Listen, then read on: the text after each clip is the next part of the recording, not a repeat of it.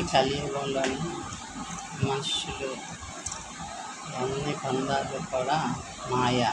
ఈ మాయ నుండి మనం రక్షించబడాలంటే నిరంతరం భగవన్ నామస్మరణ కన్నా వీటికి భగవన్ నామస్మరణ చేస్తే మన దుష్ట శక్తులను దుర్మార్గులైన మనుషుల నుండి మనం రక్షించుకోవాలి. ఓం నమః శివాయ. శివ శివ శివ శివ హర హర హర హర అని పలికే మనసా. శివ శివ హర హర అని పలికే మనసా. శివనామస్మరణ హరినామస్మరణ విడవకే విడవకే ఓ మనసా. సర్వము మాయని తెలుసుకున్న మనసా. సర్వము మాయని తెలుసుకున్న మనసా.